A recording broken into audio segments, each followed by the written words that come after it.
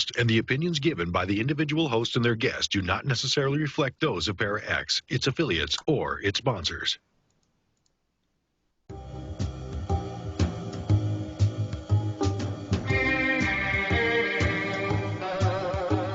Step outside of your comfort zone.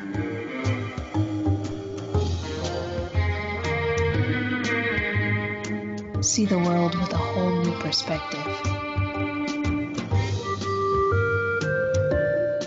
Join us and experience the unexplained on the Paranormal View. And welcome everybody right here to the Paranormal View on the ParaX Radio Network. I want to thank everybody for being with us tonight, those in the chat room and those listening from around the world. Appreciate all of you. If you have questions tonight, you can private chat them to H. Foister or Ceiling Cat, and we will get those questions answered for you. And if you're listening from somewhere else other than here in the chat room, you can come over to para-x.com and click on the Chat Now button, and you'll be in with all these wonderful people. You can interact with them and interact with us. If you do have questions, though, and you don't want to come into the chat room, you can still send a question to theparanormalview@gmail.com, and we will get those questions answered for you. It's been a pretty nice day off and on where I'm at. It seems like every time the sun come out for about 10 minutes, clouds start coming back in. Eventually it rains some and clear back off and just repeat and repeat like who's sitting on the fence, you know. But I hope everybody else is having a great weekend. Summer's finally starting to come around a little bit, even though it was kind of like in low 70s here today, so that's not bad weather, I don't think. We have with us Geoffrey Gould. Hello, hello. And we have Barbara Duncan. I am here. And I hope everybody's ready for a great show tonight, because our guest is going to have some great stories out of his book. So I guess... do you have anything you want to add real quick, Jeff? Sorry, I got distracted. I didn't hear what you just said. My friend was pounding on the door. I'm like, is somebody realize that my show started? Wasn't your ex-girlfriend, was it? It was not. It was the people that I stay with, and apparently they got me a pair of shoes for my birthday that were the wrong size, so they got returned, and apparently the replacements have just arrived. Barbara, you got any quick things?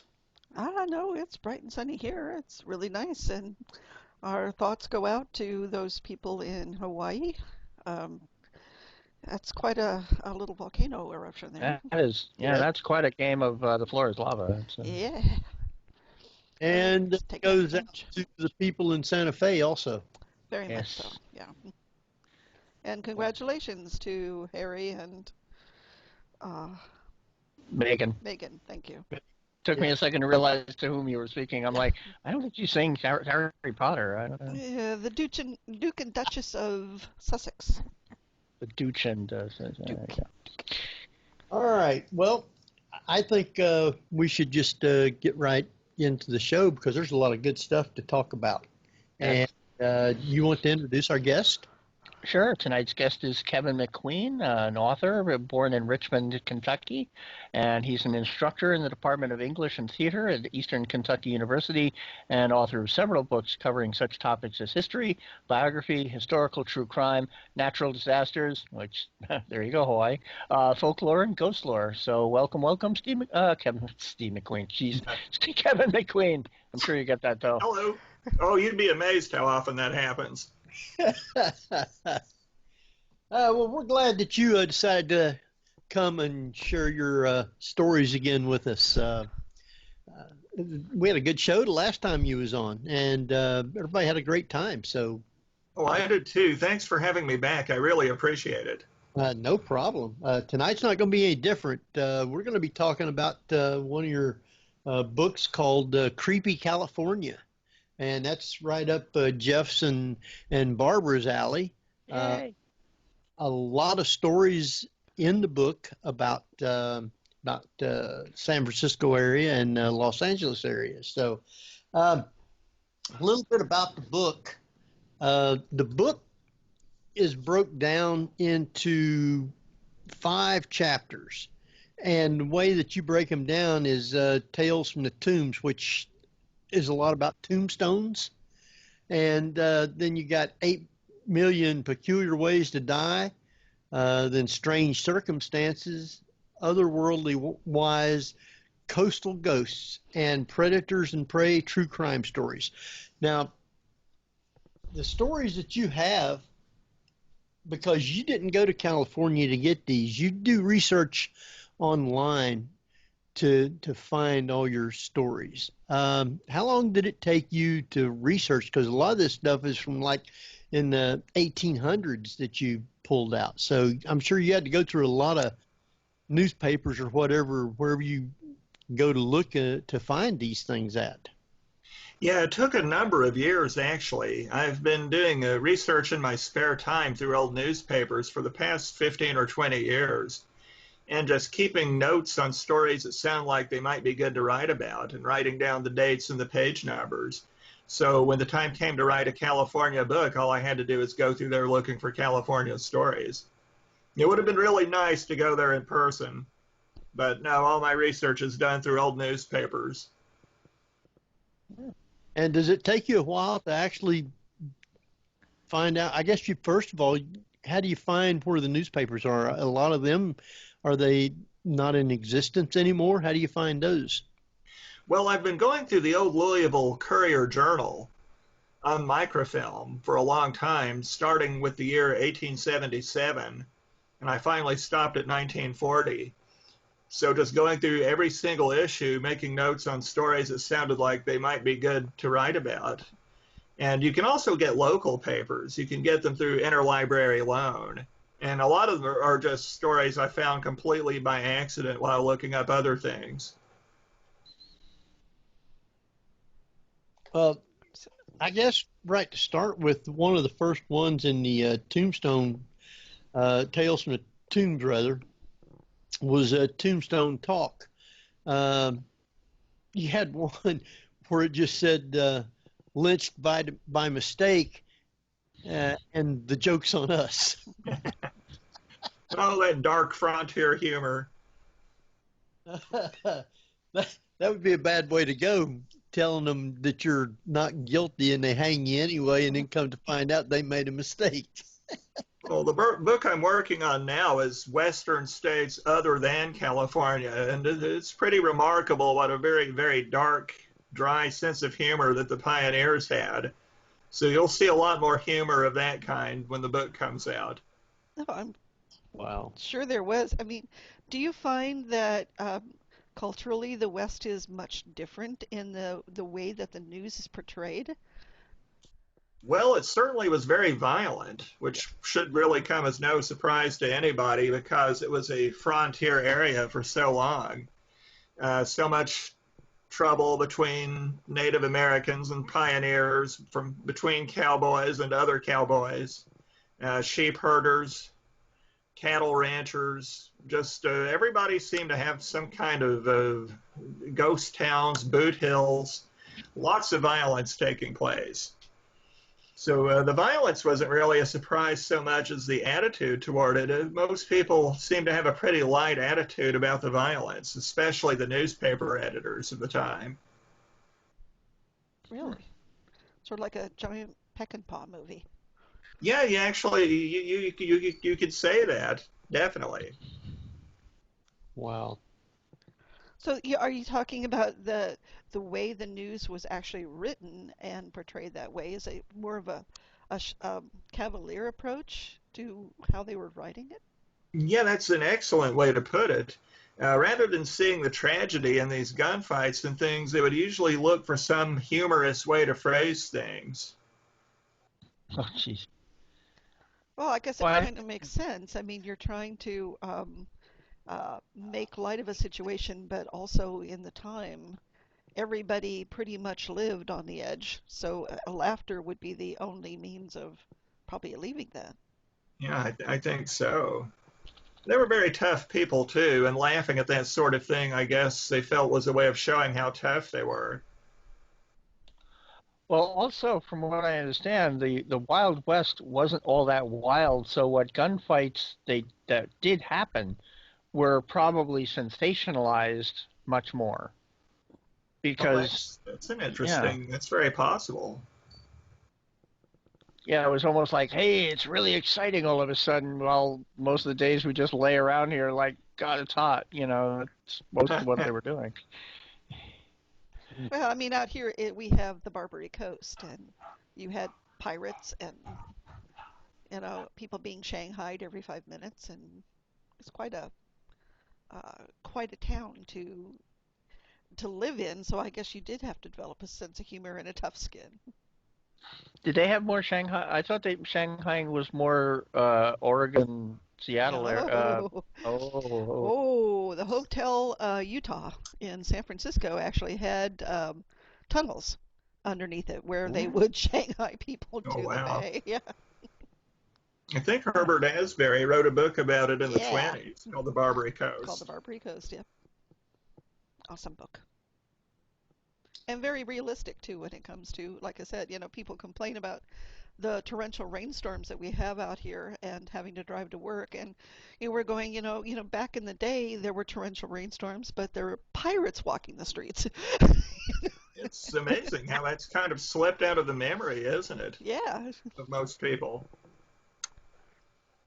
So there is, yeah, a boistery kind of, I guess, Wild West approach, but yeah. Doesn't San Francisco have like numbered and lettered streets, like A Street or B Street or anything? no, but a lot of them are named after states. Oh, okay. I wasn't sure because I figured the pirates would hang out on our street. I'm just saying. Wow. Well, now, Barbara, do they still have anything there in San Francisco left of the Barbary Coast? I mean, is there still? I mean, they There's made it still a into coast. a tourist place, kind of. No. I thought you were going to say the TV series. No. No. I mean, I'm sure that there might be tunnels, but they're probably all locked up and nobody can get at them anyway. But Well, I'm there's sure. still, I mean, as you pointed out, there are still buildings that in existence that are the old Victorians that managed to survive the earthquake. Was the Barbary Coast hit pretty good by the earthquake of 1906? That's Barbary Coast to San Francisco. So yeah. Right. Yeah. So yeah, the 1906 earthquake was in San Francisco. Yeah. With the fire and all that. Yep. But I digress. You digressed. Well, now you got a lot of tombstones and stuff like out of some of the, I guess, more famous cemeteries. You had one with Merv Griffin, who was one of the TV hosts of a game show, and on his tombstone said, "I will not be right back after this message." Yeah, usually I stay away from really recent stories, but that one was just too good to pass up. Yeah. The chapter's more than tombstones. It's also stories about grave robbers and things of that nature, just basically cemetery, graveyard-centered stories. Right. And a lot of them's funny like that, and a lot of them, I guess, is kind of spooky, you might say. So these grave robbings were probably more for items inside rather than for digging up bodies for medical research. That seems to be true. Most of that took place in the Midwest and the East. Or could they be for like getting skeletons for? Well, there is a story in the book about someone stealing the clothes off a body in the grave. I guess he just wanted the clothes. They were very nice, I suppose. Oh my goodness. That's a new one. I've never heard anybody taking the clothes off of a dead person. Well, he didn't just take the clothes. He also took the guy's head and sold it, I think, for $6. I did read that one. Yes. But they caught him. He had to give it back. I can understand the clothes you could. Yeah, I would think the clothes you just go to a thrift stop, but I guess you need it if you're gonna go. It needs a head, I guess. Gotta go to the store a second. Now, Coffee for Dessert wrote in the chat room, on my tombstone, I want written, whoever shall read this will be haunted forever.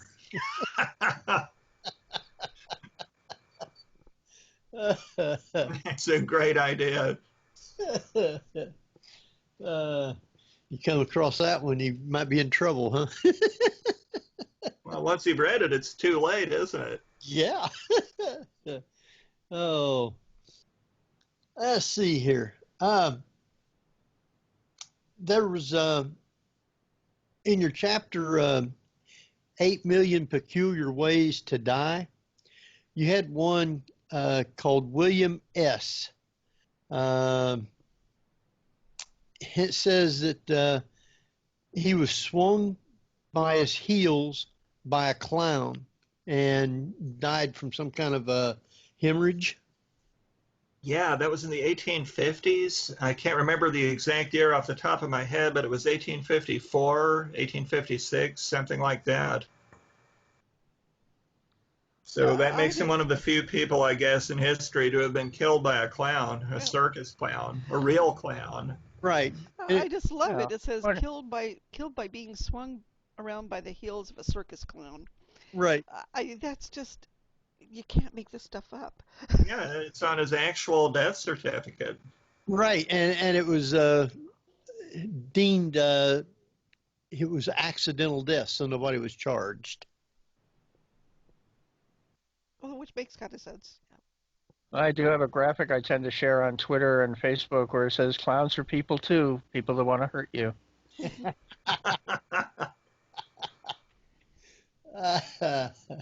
Or the gentleman who thought he could create an ointment that would toughen human skin and make it bulletproof. Whoa. I don't know why, but I love that story. Which one? Oh yeah. He drank this potion or whatever, or put it on his skin for like 4 or 5. Like a salve? Or? Yeah, no, he did it for like 4 or 5 weeks, and he thought he was going to be tough enough because he was trying to invent this to keep bullets from hurting people. All right. Because it was during World War I, wasn't it? And he felt like that he could sell it to the government, and we would win the war. But he did this, I guess, for about 4 weeks. And then he tried it out on himself. He first shot himself with a handgun. Yeah, 3 times in the face. Yeah, and it didn't work. It didn't work. Strangely enough. It didn't work. Couldn't he have like experimented like with like kind of a sharp stabby thing first if he can like on the arm like it went through the skin. I guess bullets would probably do even worse. Yeah. I guess what makes it darkly funny is that not only did he think it would work, he tried it 3 times, and even that didn't really stop him because then he tried a shotgun. Right. Oh, and that was the end of the experiment right there. So he died. Wile E. Coyote-like determination to see it through. After the first one went in, I think I wouldn't have shot myself anymore. Yeah, it's sort of like, I need to wait for this one to heal. Oh my. That's almost like the lawyer who was demonstrating to a jury how somebody would have accidentally shot himself instead of his client murdering him and ended up proving himself right by shooting himself in the courtroom and killing himself, and the defendant got off because the guy had proven that it could have gone off by itself. He proved his case, didn't he? Exactly. Didn't have to get paid or nothing. So. Yeah. Go ahead. No, go ahead. Oh, I was going to say, and then there's the lovely suicide by cacti. Yeah. Oh, yes. Why don't you tell us that one? Oh, I'm sorry. Which one was that again? The suicide by cactus. Oh, Lordy. Yeah, now there's a story for you. They found I'm trying to remember where. I think it was near Los Angeles. the desert outside Los Angeles. They found it was the 1880s, if I recall. I'm sorry, I just read these things and I write them, and I just have a hard time remembering details later because I've written so many of them. But anyway, a naked male, dead corpse in the desert, badly lacerated, cut to pieces more or less, and no one could really figure out what happened to him. But they did a little digging around and they found a mound with his clothes in it. And the best they could figure was that he went insane and he buried his clothes and then he ran naked through all these very thick cactus, I don't know, fields of cacti, I guess you'd call it, and basically just cactused himself to death. And that's the way they found him, with thousands of these cactus thorns in him. Yeah, little needles sticking out. Yeah. So they knew it had something to do with cacti. Mm-hmm. Yeah. It had to be painful. I guess he went like 100 feet through the cactus or something like that, through the patches, and before he actually succumbed. But that was the way that they found him. So, I mean, he committed suicide's what he'd done. Yeah, there was only one set of footprints, so they knew he hadn't been murdered. Yeah. Whatever happened, he did it to himself. And I mean, either that or that's when Jesus was carrying him. no. No, he took his clothes off, so you know that, I guess he kind of like dug a little grave, put the clothes in it, kind of, and then just took off running. So, do you think people is right in the head when they're doing things like that? Well, obviously he was insane, but Yeah. I mean, it's the old-fashioned death by 1,000 cuts, I guess. I guess so, self-inflicted. Yeah. Well, he was probably just feeling a bit prickly at the time, so yeah. Just a little bit. Well, oddly enough, my friend here has all this cacti here, and he's got it all bunched around, and at the end of the day, when we're trying to round up the chickens and the roosters, sometimes you're like, we know you won't go in this here, because then they just like out of reach, because they know we can't get at them when they're like standing next to far enough into the cacti. Every time I see a cactus now, I think of that story.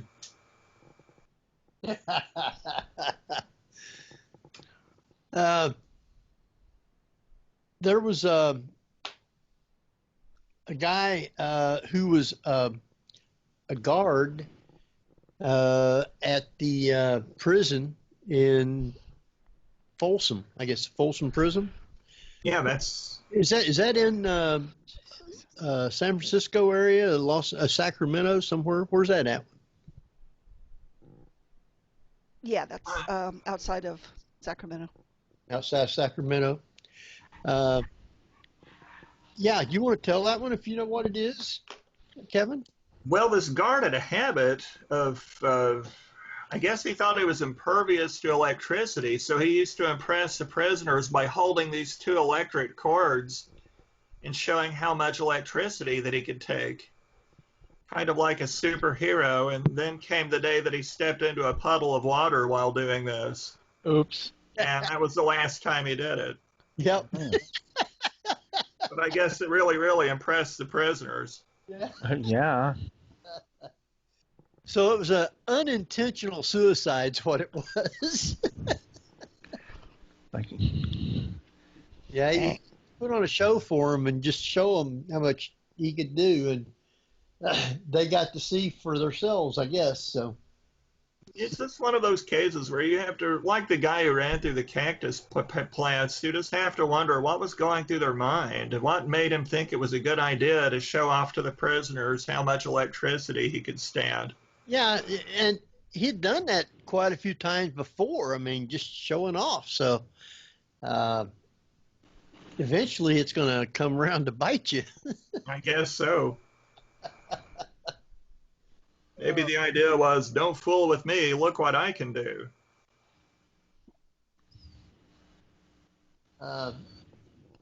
There was another one that I thought was kind of neat, I guess you might say. Not necessarily neat, but it was a first of a kind, you might say. In 1937, Carl Y. of Los Angeles was the first person to commit suicide in a mobile home. Yes, and he did it by basically turning it into his own personal gas chamber. Yeah. By sealing up all the doors and windows and mixing chemicals in such a way that he just filled the trailer with chlorine gas. And he sealed the windows up because he didn't want anybody else to be harmed. So he intended to go ahead and bump himself off, you might say. Yeah, I thought that was nice of him not to take anyone with him. Yeah. Because he certainly could have. Sure could. So, yeah, that was pretty interesting. And there are some really ironical ones in here too, which is the gentleman who committed suicide by drinking arsenic, and who had once written a book called How to Be Happy. Because arsenic's delicious. Oh wait. Life is so strange. Yeah, really. Oh. And of course, cyanide. Hey, almonds. Hey, how nice is that? You had one. It was by Ida Grace W., and it was listed as slow motion suicide. I didn't write all the details down. Do you remember what that one was? As I recall, she was diagnosed with tuberculosis, which would take several years to kill you, and she, in sheer dread of the end coming, purchased some was it cyanide, wasn't it, or something like cyanide or some kind of some stuff kind of like acid or something, and she kept it in a vial and carried it with her everywhere she went, until finally she just couldn't stand it anymore and couldn't take the waiting, and she just drank it. Ow. Yeah, that's Yeah. There's a lot of the stories like that about people that committed suicide. I didn't think that there was all that many that would actually run around killing themselves. They had a thing, I guess it was in your book, where the people in Los Angeles said that their sanitariums or insane asylums was almost overfilled, and they had to build a new one, and that one ended up being almost filled, and they was fixing to build a third one. Yeah, it was a doctor at the time who did the math. He did some calculations according to the number of lunatics there were in California at the time, and he predicted that within 20 years, everyone in the state would be insane. So is that he was the way? Off by a couple of years. Yeah, he was saying, well, I have to get the people in other states to take care of us because everyone in California will be insane. What? When I moved to California, a friend of mine accused the fact that the country is tilted and all the nuts roll to California. Oh, is that what it is? Yeah, that's what he said when he found out I'm like, I'm an actor. I'm in L.A. Maybe the Earth is spinning so fast that everybody just tends to fall over to that side. Okay. No, it's all this nice sunshine and fresh air, Henry. Oh, is that what it is? So are you tempting me, saying I need to come out to California? Yeah, just hop on a 9-hour bus trip, and there you go. Train. Yeah. Yeah. So, there was another one I thought was a bad way to go, really. The guy's name was Burton J., I believe it was, and it was listed as for his health. Oh, yeah. You want to tell that one? I mean, I remember that one. Yeah, that one kind of makes me shudder. Yes. There isn't a lot that makes me shudder, but that one does. He was from Indiana, and he went to California for his health, as so many people did. And while visiting an ostrich farm, I think on the outskirts of L.A., he was attacked by red ants. Right. He sat down to rest or something like that, and his legs wouldn't move. He couldn't get up, and the next thing he knew, he was being attacked by red ants. Yeah, wave after wave of ants, and nobody would help him because he was off in the distance enough that they heard him shouting and wiggling and waving around, but they thought he was a drunkard having delirium tremens. Oh, yeah. So nobody went to him for, I don't know. I think 3 days. Yeah, something like that. And when they did go check, he had been eaten alive by red ants. Was he still alive when they took? He was still alive, as I recall, but died in the hospital a day later. Yeah. God, that was a bad way to go. Yeah. Wow. Now, were they? I know there are different types of red ants. Were these like fire ants, or just like the movie Naked Jungle, where they just sort of overran him, or? I think they just overran him. Yeah. Now, if I'm not mistaken, I don't think fire ants had migrated to America at the time. Oh, okay. I could be wrong about that, though. Well, I don't live in California. Do you guys know how big red ants get out there in the colonies? I'm sure that there's probably big mounds or something, hive. Colonies go for states, you know. They're all underground, and a lot of Europe is one giant ant colony, so Yeah. it's difficult to associate that. But you're right, I don't think fire ants were up here yet, and they haven't gotten as far, as far up as I am anyway. And I don't think that they were even in Texas at that point. Mm-hmm. But ants enough. I mean, that's what they used to do, again, going back to the whole torture thing of covering people with honey and then putting them in anthills. Right. Yes. So they can't eat protein. So- Obviously, they eat ants. So We're pretty much protein. Yeah. Huh. but, wow, 3 days. Whew. With these kinds of stories, you wonder the research that you did, and you said it took years of doing research, and how many more stories like this, not just in California, but all across the United States, of odd things like that, of how people either died or committed suicide. There's got to be tons of them, and a lot of these took place back in the late 1800s to early 1900s that you wrote about. Oh, yeah, thousands and thousands, I'm sure. Yeah, a great many of my books actually have chapters about that, so you could probably find a couple hundred just from my books alone. Mm-hmm. Well, the what's that big cemetery, Hollywood Forever? Well, you got Hollywood. You got a lot of great cemeteries, but Hollywood Forever is one of the more famous ones. You also had Forest Lawn, which I think geographically might be wider and larger. But yeah, Forest Lawn I've been to, for Hollywood Forever.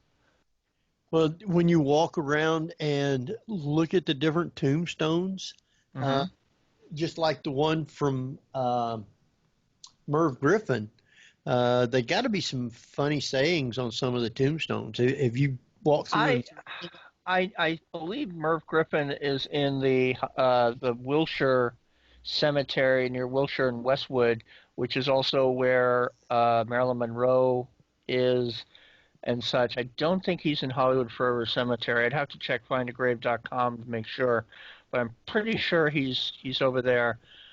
Well, I've told this story before on the show, but Kevin isn't aware of it.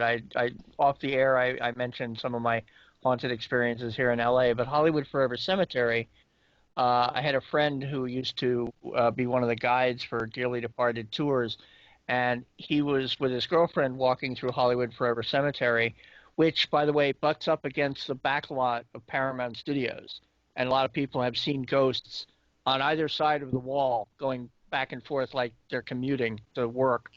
But one day he was in the cemetery with his girlfriend, and he had a digital, an analog recorder with an old cassette tape. This is years and years ago. And he went into the huge mausoleum, which oddly enough nowadays in the summer, they actually project movies on the side of this mausoleum. So it's like its own big wide screen. And they have summer nights as you're sitting, hundreds of people sitting on the graves watching movies, either horror, romantic, and whatever. I forget the name of the group that play it. But he went into the mausoleum, and Peter Lorre and Rudolph Valentino's niches are close to each other. So my friend took his recorder and he just said, "Is anyone here?" And he put it down, went outside, got his girlfriend, came back in, retrieved the recorder, and they left. And as they were driving home, he puts the cassette recorder into the player deck, and they had to pull over when they realized they heard something, and you could hear him saying, "Is there anyone here?" You hear his footsteps walk away, and then in the completely empty mausoleum, you hear, "I can't act." That's really weird. And when we've had our friend Marla Brooks on, I make jokes about the fact when she goes to the cemetery, the Canada geese chase her. Because they do. Fine with me. Geese just like to do that. And it's interesting how many geese and ducks there are in cemetery. I know, yeah. Well, I think they migrate. I know that some of there's a food court in downtown LA which has ducks that used to, when I was working in a certain area of downtown, the food court, there were these ducks, and they would fly back and forth once a year, and they'd have ducklings, and off they'd go, and they'd have to put up signs saying, "Please do not give them French fries; it will kill them." Because people would just like, "Oh, they're so cute. Let's give them food." Did we lose Henry? No ghost ducks, though. Did we lose Henry? That would be a first. No, I believe we did. Wow. Looks like He's not online. How did we lose him and still be on the call ourselves? Because we're in the conversation, and I think we lost the show. Oh, but we're going to continue this just so that we can keep going. Are you recording? They might be having I'm recording. Might be having a thunderstorm back there, so I'm not quite sure what happened. Yeah. I didn't know that. Yeah, now I'm looking. Continue I see his little icon. Wow, it looks like he's gone. Yeah, that's. Yeah. So continue your duck story there. That was pretty much it. Okay. Cute ducklings. I don't know if they're still there anymore. I should go by some one time. And it's interesting because I don't recall any animal stories. In the books, yeah. Yeah, no ghost cats or dogs? I don't think so. I don't think there are any animal stories. I had a ghost dog bark in my face on the Queen Mary. Oh, there are some. Yeah. Yeah. But, it's hard to tell how many, if there are any in cemeteries. I do recall, we have a lot of wildlife up here because most of the cemeteries are on the outskirts of the town. So you do tend to get the ducks, the geese. We have wild turkeys and deer. Now, the deer come in for the flowers, but. Oh, wow. Yeah, they're kind of like sanctuaries in a way. Cemeteries, that is, for animals. Yeah. Mm-hmm. Now, I know we have a pet cemetery somewhere out. It's not in it's in LA, but it's like in one of the. God, stop it, stupid cat! Need to trim her nails. But yeah. Like, it's the cemetery where, like, Lassie is buried, Toto from The Wizard of Oz, or actually his name was Terry. Trigger, Roy Rogers' horse, is buried there. and such like that. But I can't remember precisely where it is. I haven't been able to visit that, and I don't know if there are any little animal ghosts running around there. That would be an interesting thing to check. That's amazing. I'd love to see that. Yeah. Yeah. Oh, what about death by animals? Have you found that there's a lot of critter deaths? Oh, there should be. Well, red ants, for example. Yeah, yeah. Red ants aside. There have to be some, if I would only think about it. I know there are some in some of my other books. I can't think off the top of my head if there are any in the Creepy California book.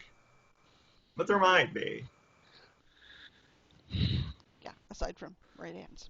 It all kind of runs together in That your still mind, and gives it's me hard to the, remember which book, which stories are in. That still gives me the. Yeah, that is not a way you want to go over the course of 3 days. Definitely not. So let's talk a little bit about the article that you wrote on Russ Columbo. Oh, okay. Because 1934's, that was, of course, the swing era, and there was a lot of jazz musicians, lots of writers at that point. So it was kind of the thing. But let's talk about Russ Columbo. Well, he's largely forgotten now, but in the early 1930s, he was very, very famous, like Bing Crosby, for example. The song he's most famous for is called, give me a moment, Prisoner of Love. That's the title. It sounds familiar. Yeah, he was really made a ton of money. I can't remember now exactly how much he made, he and his band, but a lot. And he died in such a very, very strange way. He went to visit a friend of his in Hollywood, I think it was, and his friend collected weapons, and he had an old French dueling pistol. Uh-oh. Yeah, we see where this is going. And they didn't bother to see if it was loaded. It was a really old pistol, about 100 years old. I guess they figured they didn't need to look. But his friend lit a cigarette, and he dropped the match, and the match just happened to land in such a way that it set off the gun, which actually did have a bullet in it. And just enough gunpowder that the bullet ricocheted off a dresser and hit Columbo in the eye and killed him instantly. So a super freak accident. But the really strange part was that his mother had had a heart attack only a few days before, and she was recuperating in the hospital. And nobody wanted to break the bad news to her that her son was dead, so no one told her. And they kept up this big charade for years and years that he was alive and on tour, and people would send fake telegrams and fake letters to her, pretending to be Russ, and she got a weekly check from him, which was actually an insurance check, but nobody told her that. And his girlfriend at the time was the actress Carol Lombard, and she was in on the conspiracy too. In fact, she died 10 years after Russ Columbo died, and she never did find out the truth about it. Wow. That's so sad. Well, and number one, I guess it was back in the day when news wasn't that readily available in a number of streams, so they were able to keep it from her. That.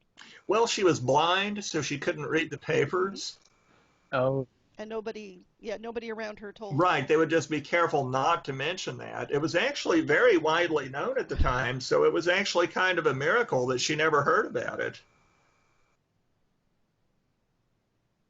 How sad. It's a sad story, but in a way it's kind of inspiring, too, that all these people would band together to try to keep her from hearing this bad news over a whole decade and went out of their way to really keep the illusion going. Huh. It's like the, no. Oh, God, I can't remember the actress's name now. Jeff, you remember it, where she's walking down the staircase and says, "I'm ready for my close-up, Mr. Oh, King." Norma Desmond. Yeah, exactly. Yeah, Norma Yeah. Desmond, yeah. That kind of Sunset thing, Boulevard. Yeah, where you could keep the news, and her butler did, I guess, for a number of years, that she wasn't getting fan letters. Oh, right. That he was writing. He was writing the Yeah. fan letters and pretending she was receiving them. exactly. To keep her from realizing how totally washed up she was.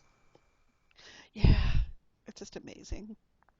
So, of all the stories that you were writing about California, what was the one that makes you want to just sort of drop everything and buy a plane ticket? Oh, everything. I would love to go there. It is fascinating too. Yeah, and there's a lot of stories out here. Like I said, with the Barbary Coast being so, being Yeah, barbarian. I feel like I just Um, barely I scratched the surface. I almost said that myself. I was waiting for a pause for you to say it's Yeah, so there were Barbary. so many good stories from California, but a lot of them are very well known, and I tried to avoid stories that had already been told by several different authors. I was trying to do things that weren't really quite so well known. yeah, but some of the ones that are well known, like we were talking before the show started, like Fatty Arbuckle, which is tragic in itself, just from the way it was Oh handled. yeah. I mean that's definitely, guilt by public opinion. Oh, yeah. It was a very terrible thing. For about 30 years or so after it happened, it was just something everybody knew he was guilty, and now everybody knows he wasn't. Yeah. Mhm. And I always enjoyed his films. I grew up Oh, me with our too. PBS station showing all of the old silents, and I was a big fan of Buster Keaton, Definitely. Chaplin, obviously, And and they all had such, yeah, Arbuckle gave Keaton his career start. exactly. They made numerous films together. And so many of these great comic had such sad, horrifying lives. It somehow seems to go along with being a comedian. I wonder why. Maybe you have to experience sadness to draw out real humor from life. Oh, maybe but that's like Mhm. a lot of people are surprised when uh, somebody who's well known as a comedian will take on either a dramatic or even a really dark role and just rock it. Because I don't know if you ever saw Pan's Labyrinth. Yeah. Well, you remember the evil commandant in that film, who was one of the most vicious evil characters ever committed to film? Yes. Well, I saw it at the ArcLight, and Guillermo del Toro did a Q&A afterward, and he said one of the hardest things he had to do was get people to get on board with him casting that actor. And we were like, oh my, that was Oscar-winning caliber acting. He says, you don't understand. In Spain, he is the equivalent of your Charlie Chaplin. He's a comedian. And nobody thought that he could pull off that role because he was normally so hilariously funny. It seems like every comedian just longs for a chance to play a dramatic role. Oh yeah, well I've lost count how many comedies I've done, but whenever I get to play a dark evil character, I just revel in it. It's just a blast to play. And it makes you wonder that fascinating that the comedy and tragedy masks that you normally see are usually together. Exactly, Uh, comedy and almost tragedy. melded together sometimes. Well, it's a cliche, but comedy and tragedy are two sides of a coin. Yep. You can't have one without the other, really. Like they say, tragedy plus time equals comedy. Yeah, that's I mean, kind of here the we're making philosophy. we're, Yeah, that all my we're books are based on that idea. yeah. I mean, we're laughing at this poor guy being eaten alive by ants over the course of 3 days, and we're like, "Ah, it's funny." At the time, I don't think it was that funny. You Yeah, know, I mean, Yeah, pretty much. if it happened to somebody you knew yesterday, it wouldn't be funny at all. But give it 40, oh, 50, 60 years and find some dry, ironic way to describe the incident, and suddenly it just seems kind of funny. exactly. It's sort of the MASH, yeah, approach, which is, if you're in intense tragedy, sometimes laughter is the best approach. Exactly. Yeah, that too, that too. And some things are just so dark that really all you can do is try to describe them in a humorous way so it Yeah. won't be overwhelming. So I have to wonder with Henry now because Henry's not This is the first time in my memory that Henry has been Yeah, booted from a call. Now, he, Skype hates me, and Skype Mhm. kicks me off pretty regularly, usually at least once a week. And I have learned with this new nightmare version of Skype that if you reboot, even just the program, you can actually go to the name of somebody who's in the conversation, and it'll say, "Hey, join the conversation." And I'll click on that, Mhm. and it pops me right back in. So I don't know if Henry is And aware. he should be able to because he just came Oh, online. cool. Oh, he may have had to So- reboot his computer then. I have Yeah, trouble with yeah, I Skype. think- I've been sitting here just dreading a moment that I get kicked off.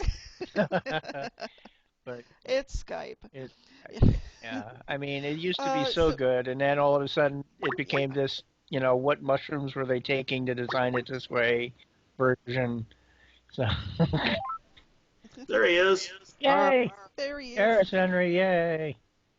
Is there feedback on everybody, or is it okay? No, we're good. I don't hear anything. No, I'm here. Fine. All I right. think it's okay. Like, I'm sitting here looking, and all of a sudden it says no connection. And why? Internet go to, and it's still not back on. I'm having to use my air card. I pay enough for the Verizon, so I might as well get some out of it. So, Yeah, welcome to my weekly world. did you get everything stopped and shut off and everything, Barbara? Yes. Okay. I don't know how much of the show. Well, Thankfully, Barbara's recording it. no. I was recording Uh-oh. it. It stopped me when we Right. So when I added him. Hold on a second.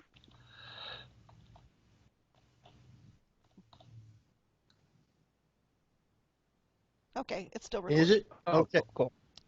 All right then. Well, then I'm not going to try because I can't save what little bit I got. That'd take too long, and so I'll just let you record. I'll get us back on, and we'll go from there. Is there ready for me to hook up? I'm I sorry. said, is everything ready for me to hook up? Yeah, I restarted the server, so everything's back where. Okay. You can All do right. Has the chat room been wondering? We disappeared off the chat room, or now we're back in? No, or- Just told them that it'd be a few minutes. See, I couldn't even contact anybody. I had no internet. So, Well, I figured it's what because you and Patsy both drop off together. So right. So figure it was something like that. So it's raining where you are, Henry? You got a storm, or? I don't think that there's a storm, but it's Oh, my they thought. whole yeah. internet. It Yeah. didn't kick me off, so I don't know what's going on. Okay. Okay. What I need to do here is go here. And Your next book, Kevin, is going to be, Skype horror stories.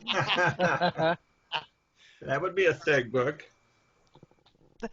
all right, I'm going to go ahead and connect us back here. See if it. Okay. Pretty darn funny. Actually, we should keep talking because Yeah, otherwise, exactly. We're still Well, talking this The is tape is just gonna an be that example way. of the fact that everything's funny if it happens to someone else.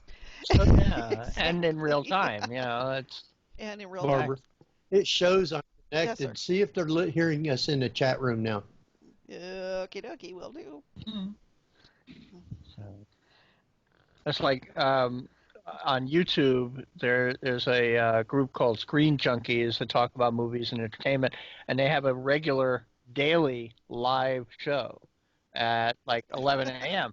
And every so often, something goofy will happen. They'll point out this is the wonder of live TV. Yeah, they can hear us. Yeah. So we're back connected. Yeah. So with that little foray into the other world, we're back on. I'm glad everybody's still with us. Everything seems to have kept going, so we're still doing good. Exactly. We are still doing a show. You might say we've already had our break. Wait. Yeah. Yeah, the show must go on. Okay.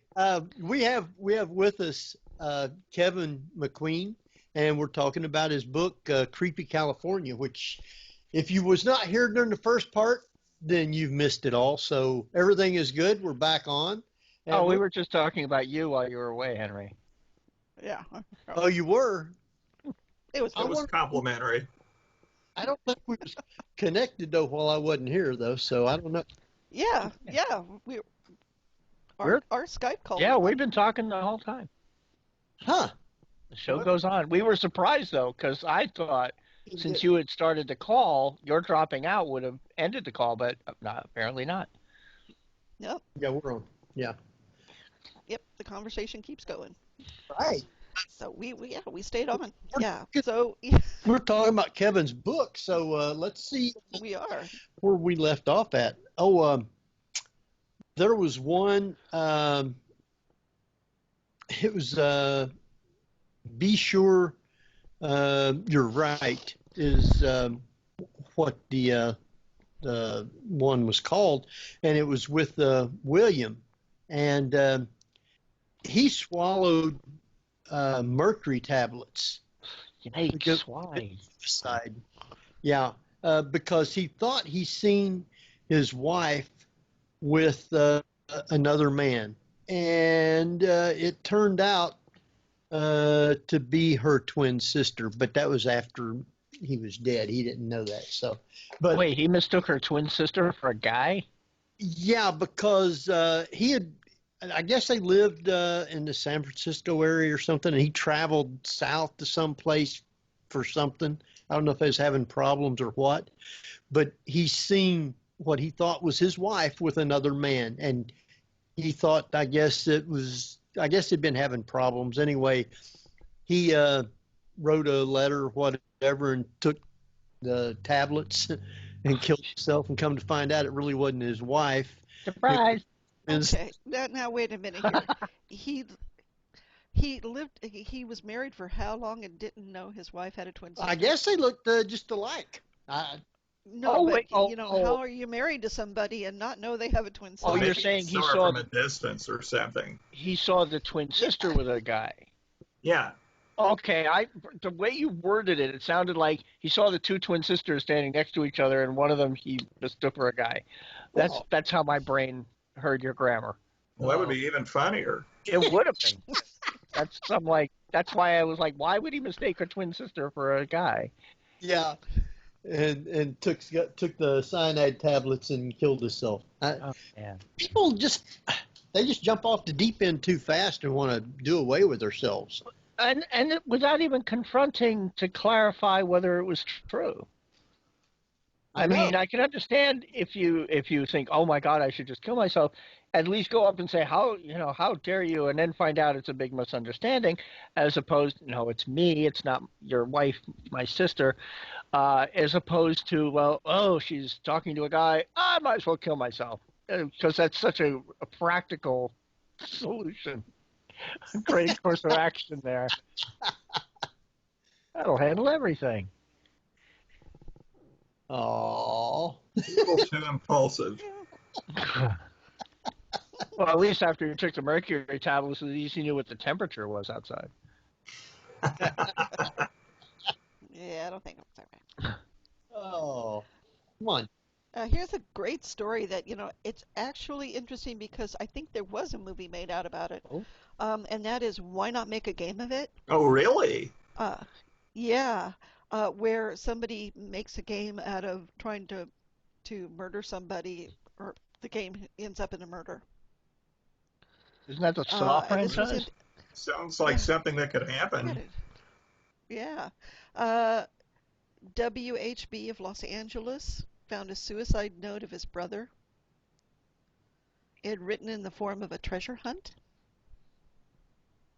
Do you remember that story? Yeah, he gave him directions. Go to this street. So he went to that street and found another note, and the note said, go to this location. And he went over to that location and found another note and followed the directions on that one. And finally, at the end, he found his brother had asphyxiated himself in a car. Yeah. So that was the end of the treasure hunt. So why make such a big deal out of it? I don't know, making him go to 4 different locations. Maybe so they couldn't get stopped, but you think that he would just write a note and drive off somewhere. Yeah. Again, you have to wonder about the workings of the minds of people who do something like that. Mm-hmm. They got to be messed up, so that's a good way to prove it or messed So up. overly complicated. Or in the instance of the lady in Pinole, which is not too far away from here, 22, she killed herself by pounding a 4-inch steel spike Yeah. into her skull. Ah! Yeah, that's another one that kind of makes me shudder when I think about it. Wait, did she do it manually or like with a nail gun? No, spike. With a hammer. How could how? How? But, Yeah. but the irony of it was she laid down and went to sleep in her bed, woke up the next morning, and went in to see her mom, and she freaked and took her to the hospital. Of course, it was too late then.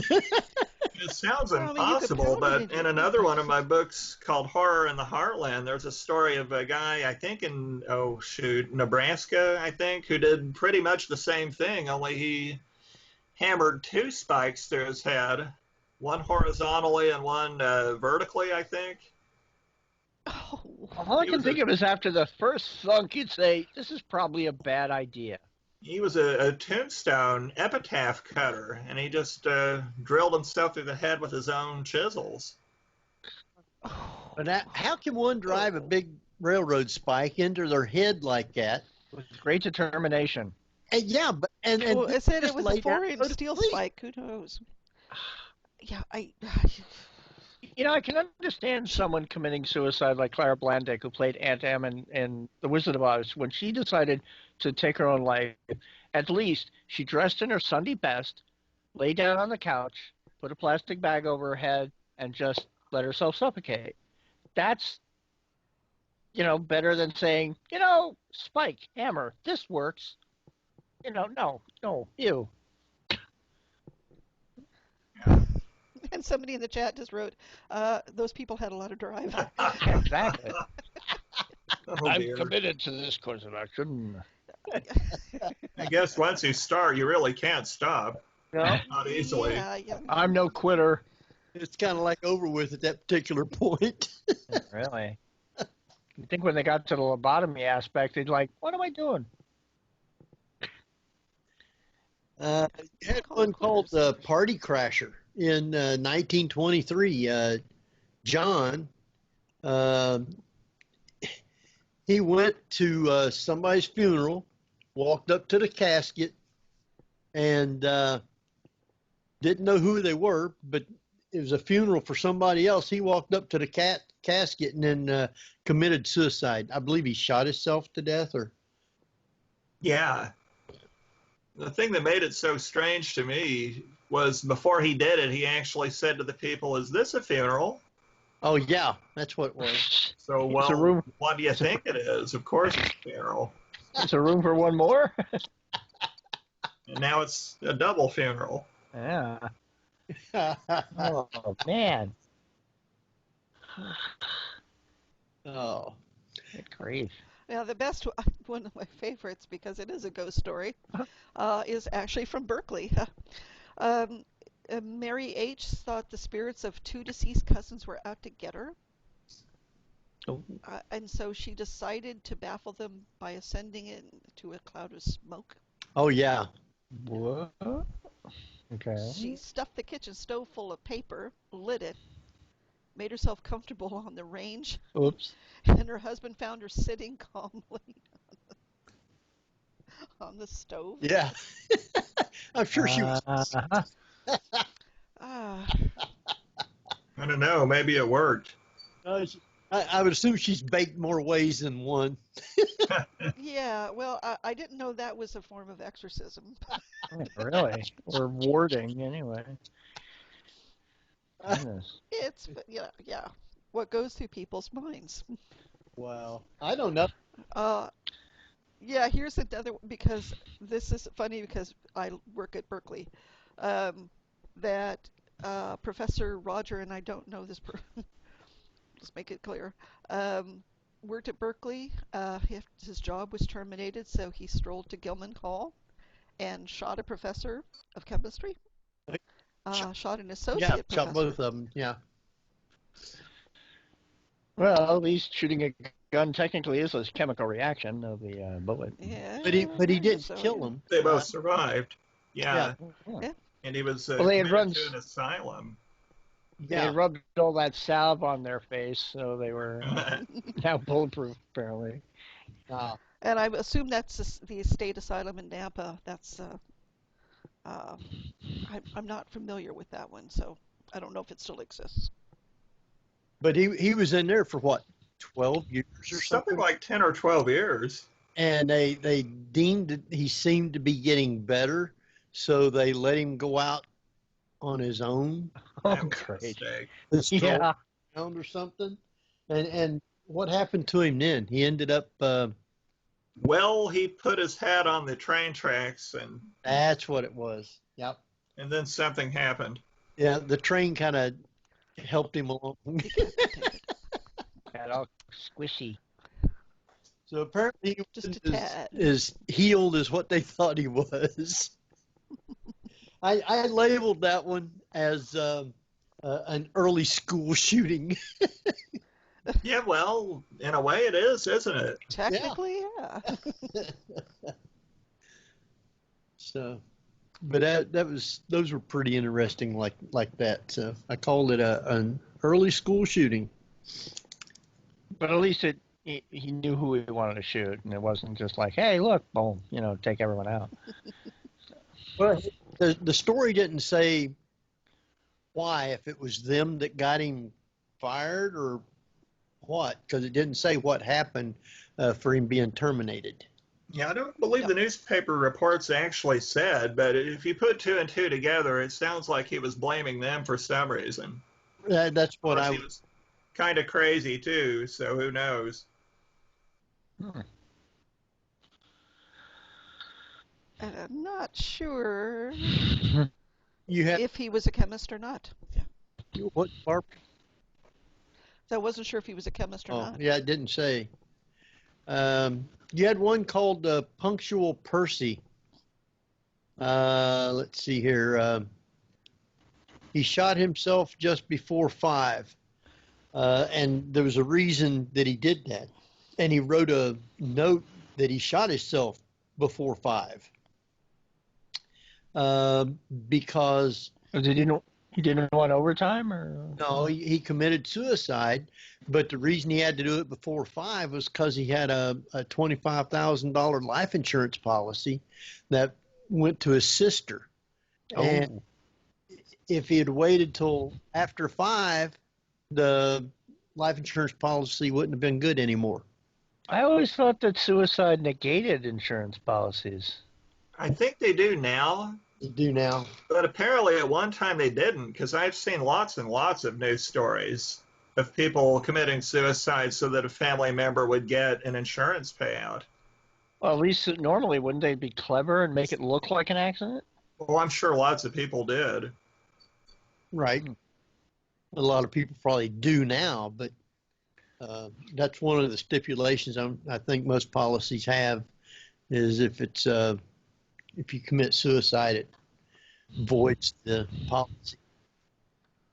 Now, Kevin, in your research, did you find that a lot of people, there were stories of murders, suicides for those insurance policies? Yeah, quite a few. Which is why I think at one time, very possibly, they would not negate your policy over that. Huh. But then they did. Apparently, they must have been losing a lot of money because of that. Everyone's dying. I would think. Yeah, really.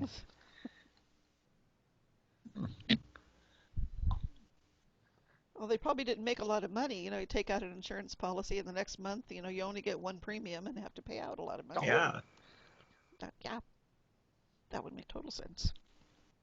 And then you get the flip side. My dad, my dad had his blood drawn for an insurance policy, and he passed away like literally a week later, and they wouldn't pay out, saying, well, if we had not taken the blood yet, because they had accepted the payment, but if they hadn't drawn the blood, they wouldn't have known of his, quote, some pre-existing condition that they called it now.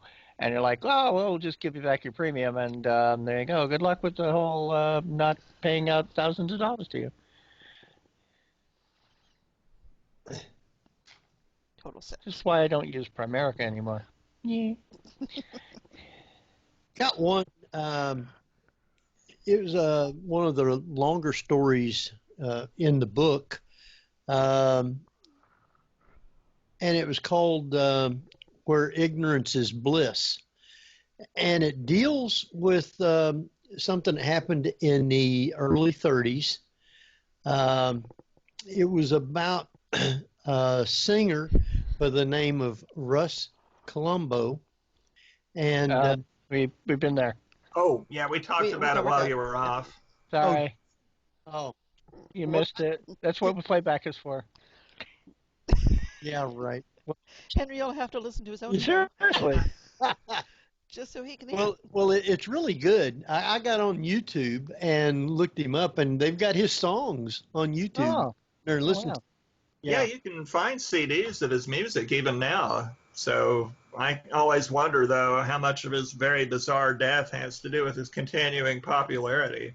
Well, it wasn't just his death. It was also the where they had to keep his death hidden from his mother because she had had the heart attack.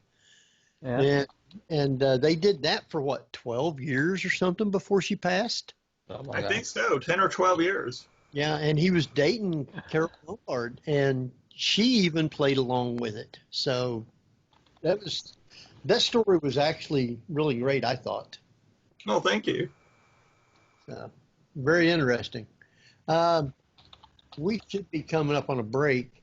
I think we already had a pretty long break there for the chat room anyway. I mean, I'm fine. Don't mind me. Well, I'm sure you guys wasn't on in the chat room, even though you were still talking and recording. That's okay. If it's a long enough break, I've got a raccoon to feed. Oh, well, I wasn't going to make it go long. Oh, okay. We still got quite a bit of the book to cover. I mean, we don't have to do one, but we can if you guys want to. I guess I'm supposed to anyway because I got to play some commercials. Oh, okay. Yeah, no problem. Let's play. Just do a quick commercial break. Yeah, we'll just do a little quick one. I got to plug Parax and all that stuff. Yeah, I can make up her bottle and then feed her right after the show. Okay. Well, why don't you take us out on a quick little break, and we will be right back in. Jeff? Yeah, you're listening to the Paranormal View on para-x.com with your host, Henry Foister, ceiling cat Barbara Duncan, and myself, Geoffrey Gould, with tonight's guest author, Keven McQueen. So stay tuned for more of the Paranormal View after the break. Whether you're listening at home, at work, or anywhere, thanks for making Para-X part of your day. Your source for everything paranormal, Para-X. And welcome back to the Paranormal View right here on the Para-X Radio Network. I want to thank everybody for listening tonight, those in the chat room and those listening from around the world. Hope everybody has stayed with us, even though we did have a small problem. Got back on the air and as quickly as we could. And we kept right on going. So I want to welcome back Geoffrey. Hello. And Barbara Duncan. Hello, folks. And our great guest, Keven McQueen. Hello. Hi, everybody. All right. Barbara, speaking of people from around the world, who we got listeners at tonight? Tonight they're coming in from the United States, the United Kingdom, Canada, and our little friend Unknown. Oh, up on the moon. The backside. Yeah, okay. Wow, they're waiting for the creeping moon story. I guess they figured, the wedding's over, might as well listen to the Paranormal View. Oh, yeah, sure. That's just as important. Yeah. Pretty much. Yeah.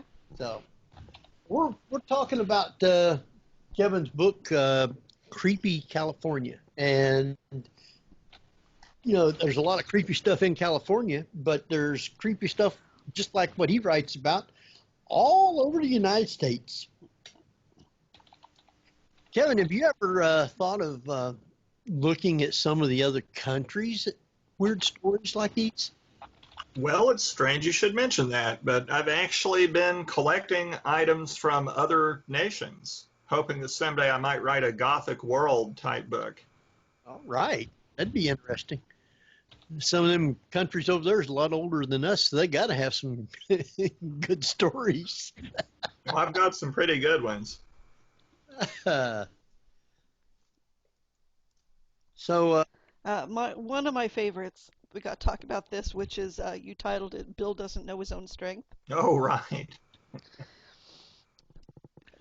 Do you want to tell that little story? Well, it's a story about a man named, I don't even know his last name. It's in my original notes. His name was Bill, and he died in the early 1930s. And he was very, very proud of his physical strength. And early one April morning in 1906, he went into a San Francisco bar and demanded a drink on credit, and the bartender wouldn't let him have one. And Bill threatened to shake the whole bar down if he didn't let him have a drink. The bartender sneered at him.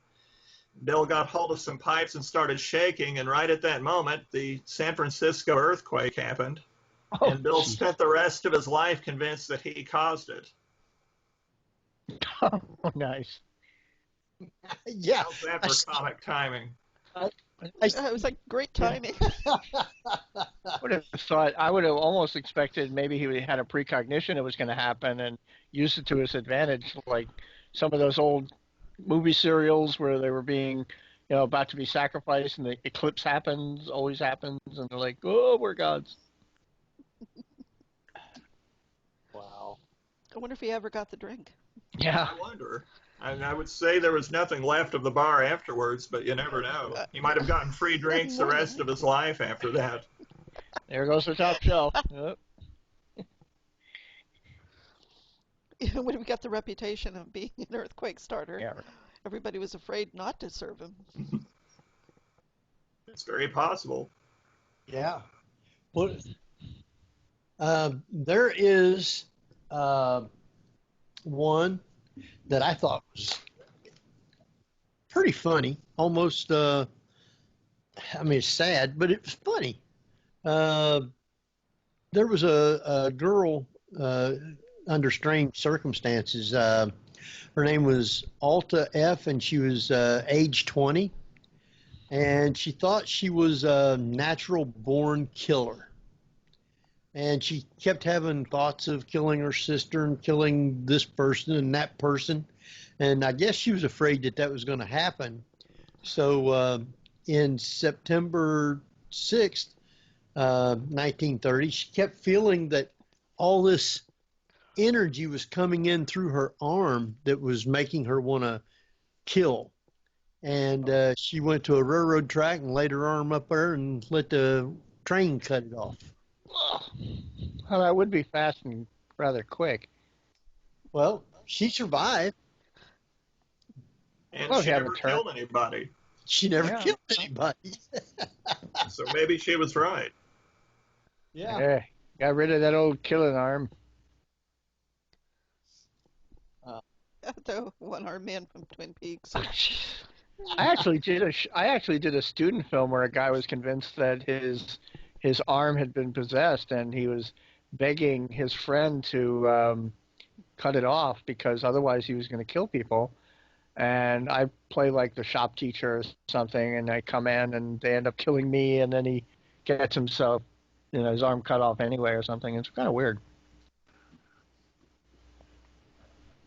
I think there's some horror movies too with a plot where someone gets a hand transplant and the hand comes from a murderer and they end up getting murderous impulses. Yeah. So. Michael Caine did that. It was one of those The Hand movies.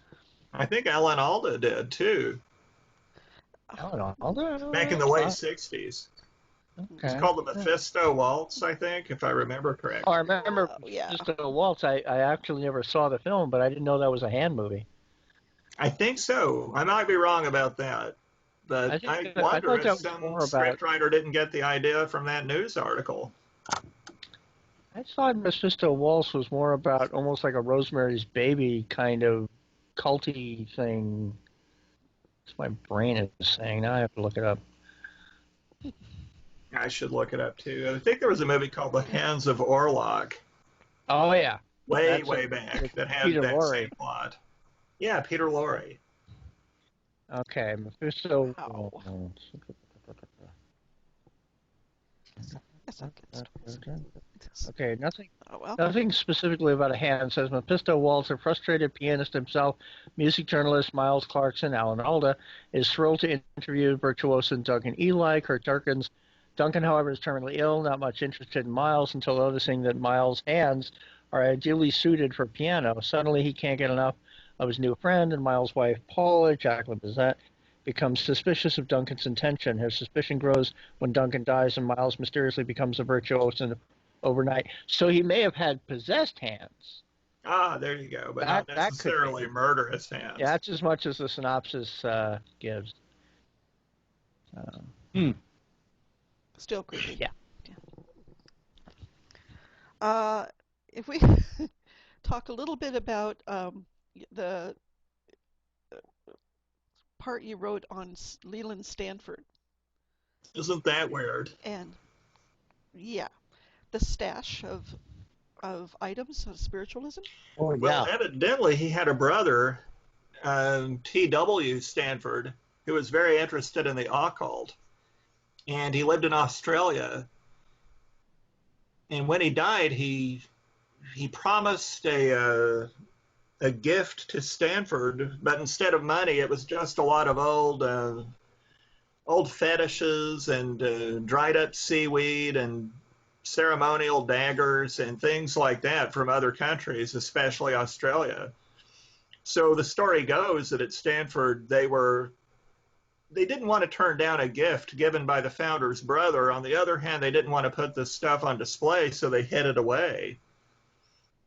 And everyone forgot about it. But the story goes, I wonder if it's really, really true or just a legend, but the story goes that there is somewhere in Stanford a room full of all these old occult things from the 19th century that were presented as a gift.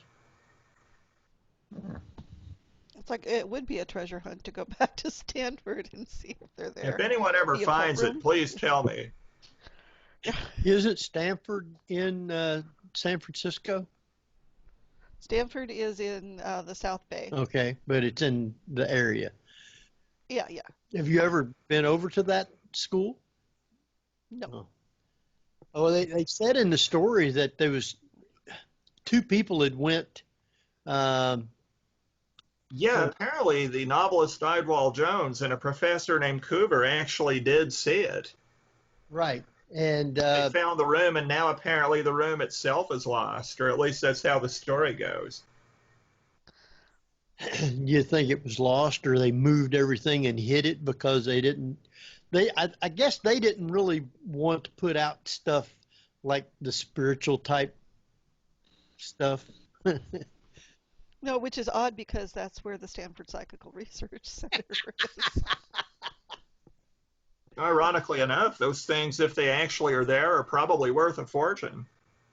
Oh, most definitely. But then there was also the practice of simply just sheetrocking over doors, etc. So it's possible that it's there, but you will never find a doorway. No, not now. They wanted it hid. So, yeah. Pretty interesting. Oh, yeah. You got one that I thought was interesting, and Barbara, she'll probably like this one. She'll probably go out looking. I guess it was called Far-Fetched Frisco Phantoms, and there was a house that was in 1884. This house was reported haunted in San Francisco, and it was at the corner of Larkin Street and Willow Avenue. The guy couldn't get anybody to rent the house because it was so haunted, I reckon.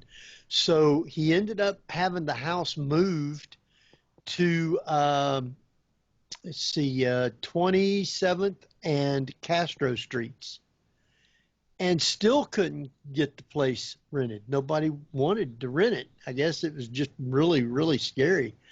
Anyway, there was some kids, or older kids, I guess, decided they was going to go there and just see exactly what it was. And do you remember that story? Well, I remember they heard all of these terrifying noises and lights, and even saw apparently ghosts outside the house. It's one of those stories where they report about it in the newspapers, and then there aren't any follow-up stories. So you're just left to wonder what happened next. And it's aggravating because you realize you never will know what happened next. It Right. still made a good story. I guess if everybody got killed horribly, it's like, oh well. I guess. Well, I don't think any of the people, them boys, I don't think none of them got killed, but there was three, and one of them got so scared he wouldn't go back again. But the other two did go back again, and they even seen more stuff. So I think Barbara should check and see if that house is still standing or what happened to it. I'm not even sure that there's houses there anymore. It's mostly businesses. Oh, is it really? Yeah. I'd be really surprised if it still existed. Well, if you could find out never know. where the house it stood at on either one of those two addresses, and maybe the business might have something going on in it. Well, I mean, this brings up a point of what's haunted. Is it the land it sits on or the house itself? True. Depends on what was causing the problem to start with. I mean, if it was at one place haunted and then they moved it and that place was haunted, then that leads you to believe that there was something in the house, or that's only if it was really haunted to start with. So it could have just been a lot of people making stories, you know. So that you just don't know. So did you guys, while we was off the air, talk about this one? And this one was, I think, the longest story in the book, called Gordon's Murder Farm. No, we didn't bring that one out. I thought we were talking about that with the Changeling, or is that a different murder farm? No, that's a different story. Oh, okay. Oh, no, it is the same story. It's the same story, but we didn't talk about it on the air. Not on the air. No, we was talking about it before we even got on. Oh, okay. Yeah. About Gordon Northcott, a serial killer who lived at Wineville, California. He was a chicken rancher, and he kidnapped and murdered a series of young boys. And the Clint Eastwood movie, The Changeling, is somewhat based on this true story, because one of the boys who disappeared and was later pretty well proved to have been murdered by Northcott, police found a boy in another state, and they brought him back to California claiming it was a certain woman's son, and she kept saying, no, it's not really my son. Don't you think I know my own son? And the police just called her crazy. And if you see the movie, it's really quite a good retelling of the story. It focuses on her, but there's definitely Gordon Northcott in the movie. And they even depict his execution at the end of the film, and they followed true life quite well. I like how in the movie Donald Moffat pretty much playing the police captain all but coerced her into at first pretending that it was her son for the press. And then as time went on, she's like, no, this really isn't, no. And of course that came back to bite her when she really started to protest, because they're like, well, you said it was, even though that they'd forced her to do so. They even put her in a mental institution for a while. Well, they used to do that for women on the slightest things back then, That's why we have so many horror movies. Yeah, and the guy ended up, well, I guess it was, they'd lived in Canada and they come down from Canada, didn't they? Yeah, originally they were from Canada. And they moved to, I forget what city it was. Anyway, they wanted to get away from the city, and they moved out to this farm and raised chickens, or was a chicken farm, something like that. Anyway, it was him, his mom, and his dad. His dad didn't like what was going on, so he left him and went back to the town to live. He ended up kidnapping one of his younger cousins and made him help him do a lot of stuff. Yeah, that's true.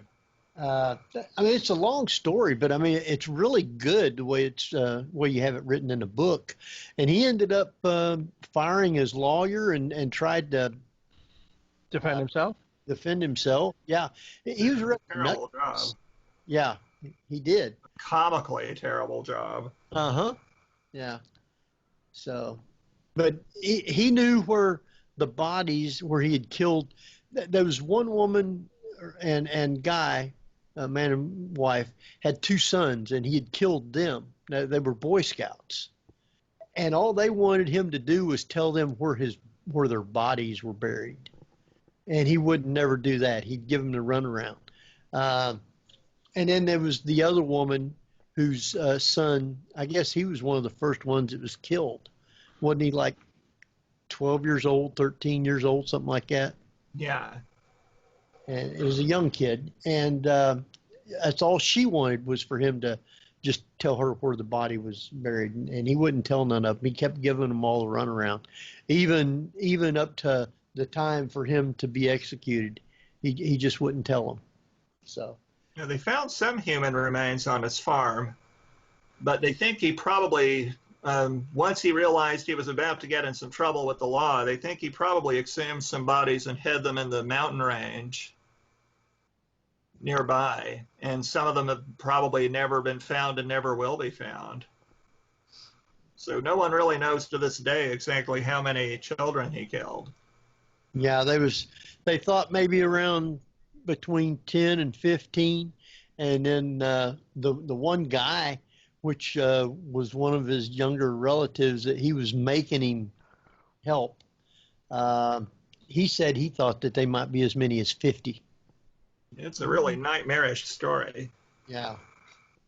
Even Excellent. the town doesn't really exist anymore. It was Wineville, and because of the notoriety that Gordon Northcott caused them, they changed their name to Miraloma. Wow. Wow. So Wineville's not on the map anymore because of this guy.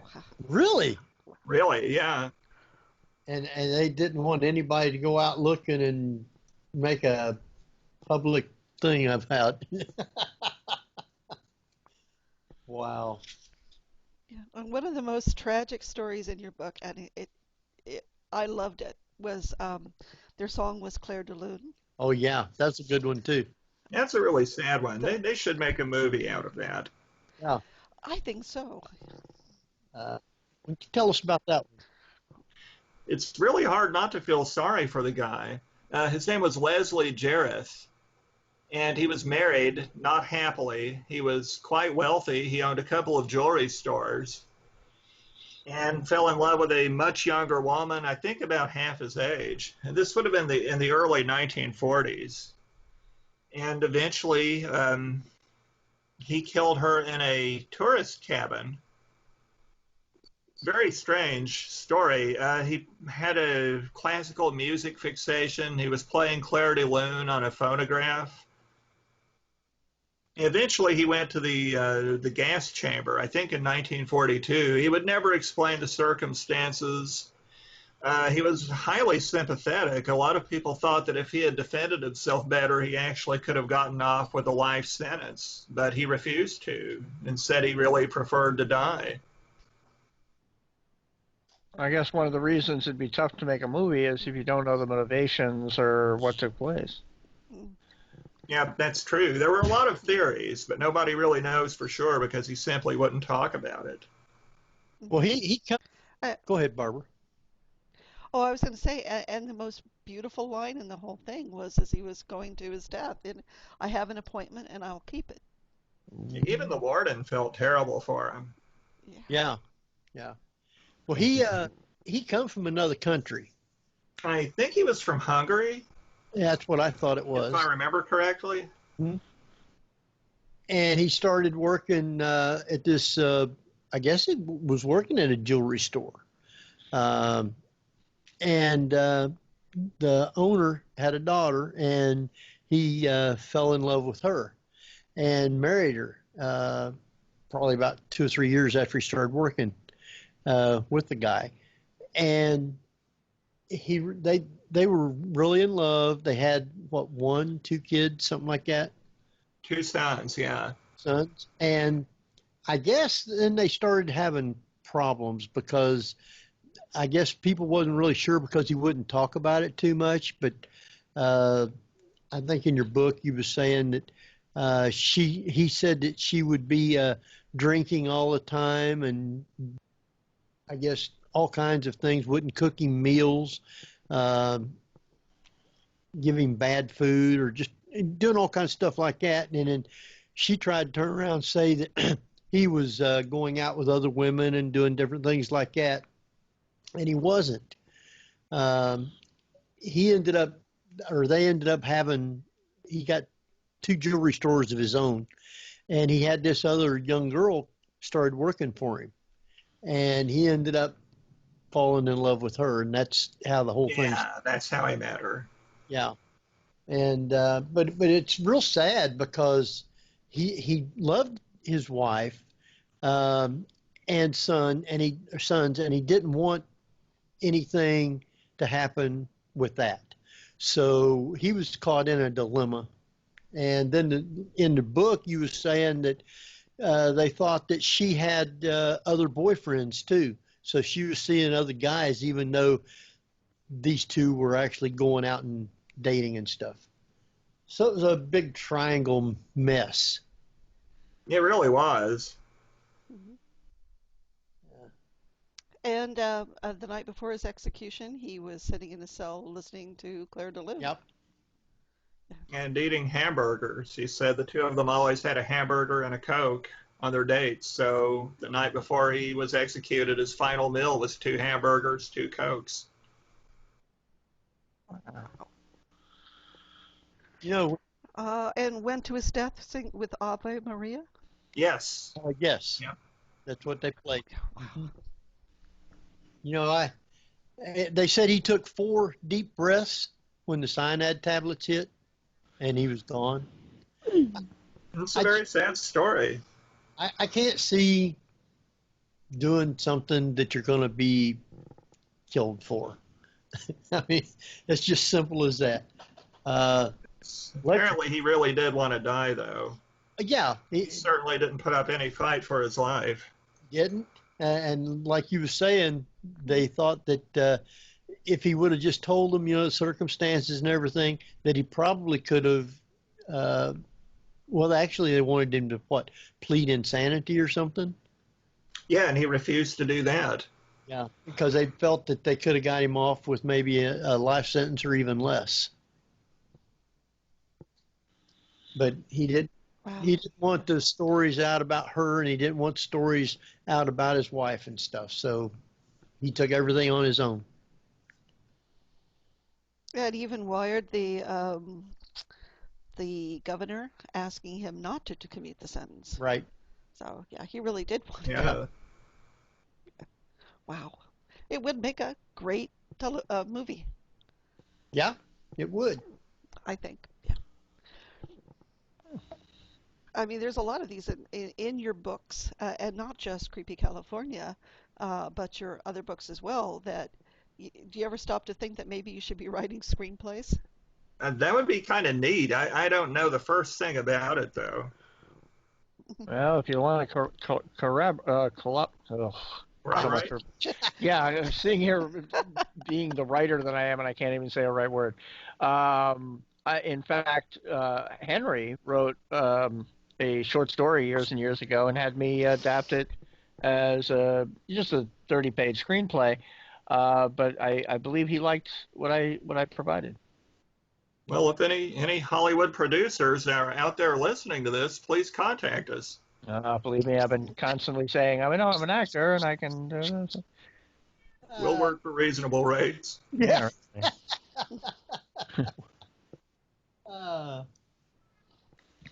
Excellent. You had another one in your book that I thought was pretty interesting. It was a pre-Halloween costume party, and the headline on it that you had was "Death of the Party." So that's a great pun, isn't it? Yeah. So you want to? Sure, nobody else ever would have thought of that. That's a story I almost didn't put in. I try not to put in anything that's really recent.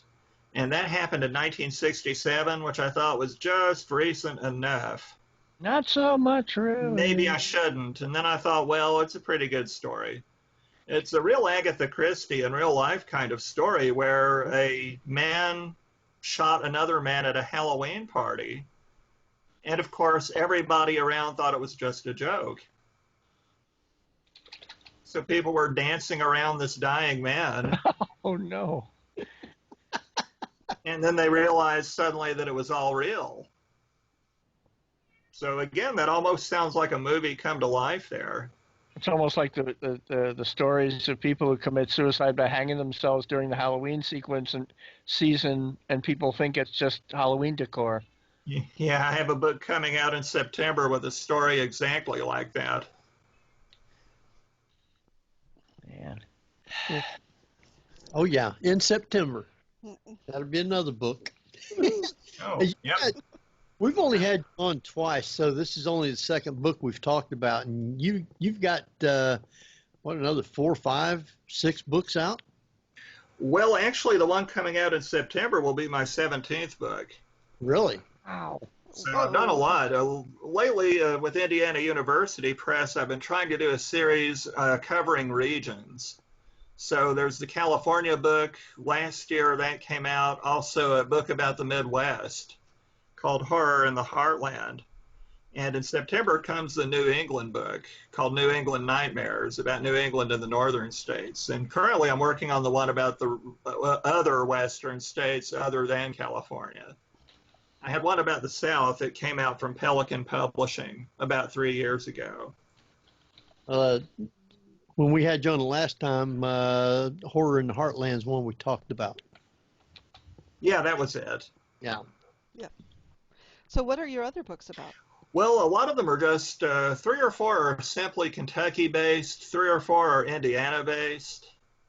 And then I started branching out and doing entire regions. One is about the Louisville tornado of 1890. And some are just biographies. I wrote a biography of Cassius Clay, the Kentucky emancipationist. Oh, okay. And I have a couple of books that are about just Kentucky eccentrics. So that's not confused with Muhammad Ali, Cassius Clay. Right. Yeah, it turns out that Muhammad Ali was actually named after the Kentucky Cassius Clay. Oh, okay. I'm curious, the Louisville tornado? Yeah, Louisville was hit by a massive tornado in 1890. It's really a strange story because it was an immense disaster. I think if you look in the record books, I'm trying to remember what the official death toll, it was like 70 people, I think, but through my research, I discovered it was more like 120, which makes it one of the worst tornadoes in American history, and yet everyone's totally forgotten about it. Even in Louisville, most people have never heard of it. This is the first I'm hearing it. Yeah, it's not a famous disaster, but it really should be. What? I mean, there's a lot of tornadic activity back there, but yeah, I wasn't aware of this one. Now, have you thought of doing one? There was a flood that come down through Ohio in 1913, I believe it was.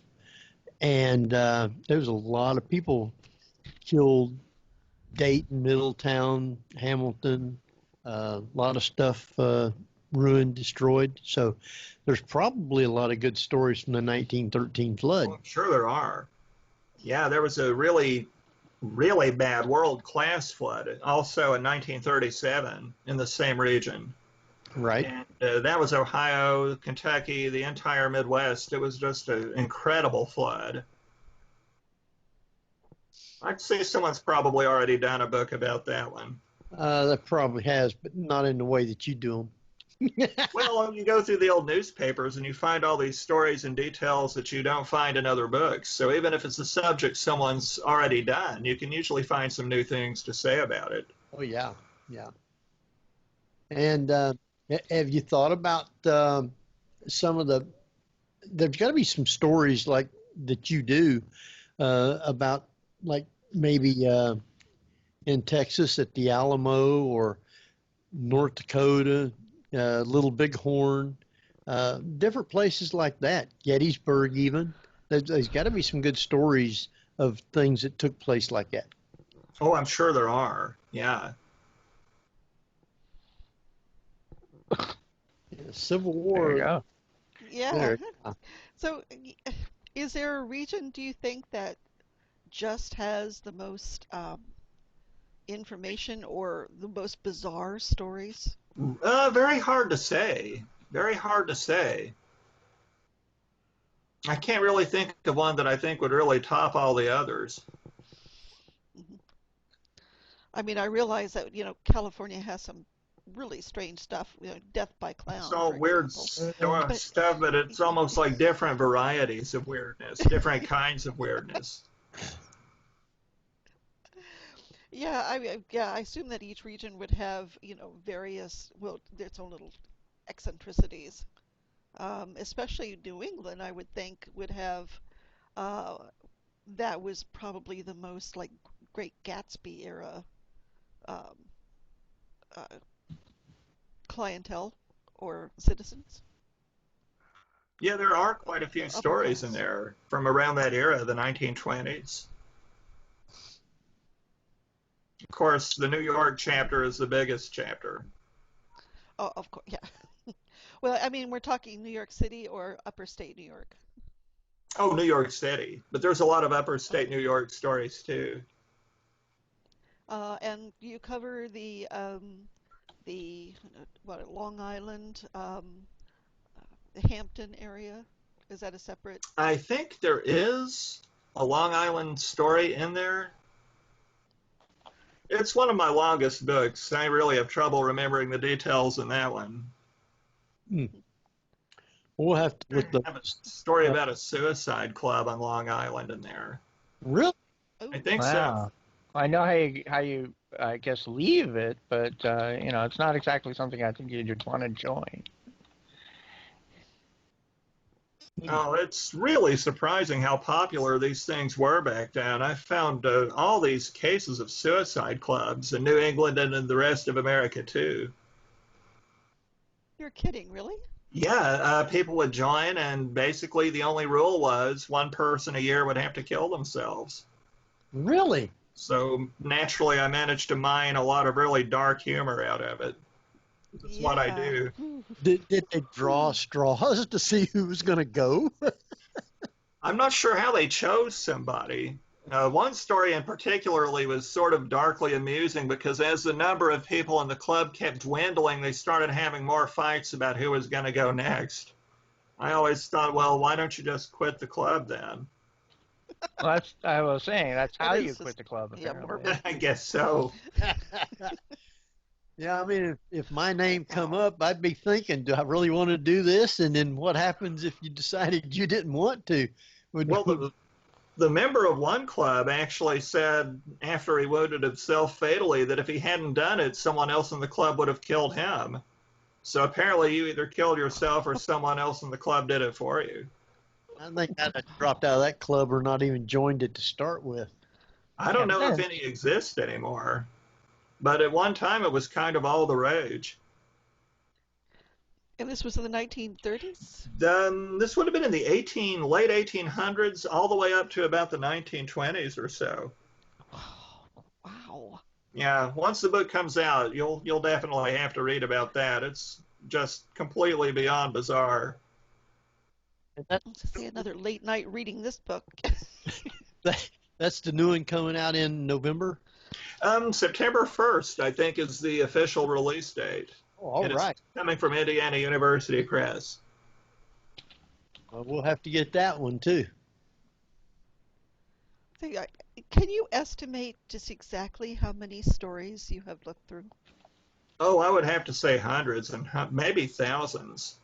I know my book about the South, called Gothic and Strange True Tales of the South, has got at least 120 something stories just in one chapter. Wow. We might have to get that book too. I'm really proud of that one. I actually personally think it's one of my best ones. It's the one that got the whole thing started, where I was going to do all these regions and call them the American Gothic series. So you'd have more of a Adam, pitchfork, instead of a pitch meeting, you'd have a pitchfork meeting. It was...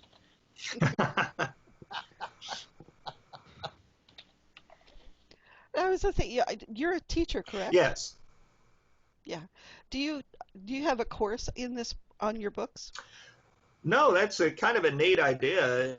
They might consider it a conflict of interest. I would like to teach a class on creative nonfiction, though. Oh, yeah. I don't think I could teach a fiction writing class. I have no imagination whatsoever, but I could do one on creative nonfiction, where you don't really come up with anything original. You simply tell a story that's actually happened in a strange, perhaps creative way. With your own personal slant to it. But you don't have to invent anything. Yeah, I don't know how anybody could invent some of these stories. I mean, it's sheer.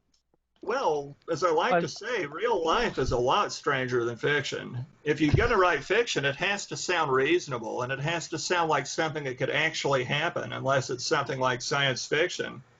So a lot of these incidents are things you really couldn't put in a novel because they'd just be too strange to be believable. Well, oddly enough, years ago, there was a Q&A with John Cleese from Monty Python discussing their film Meaning of Life, and he pointed out that a lot of stuff you can't use because it's too unbelievable.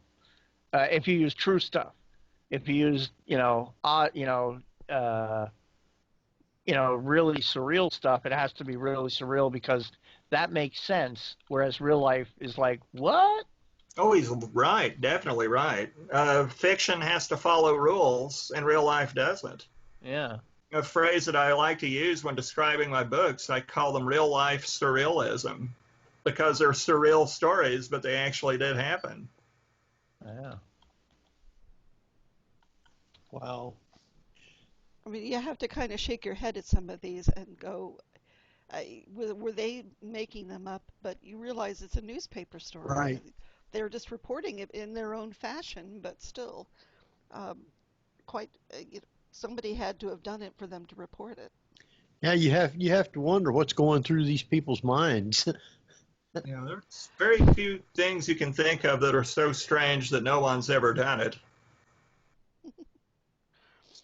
And probably, yeah, they get to write their own books.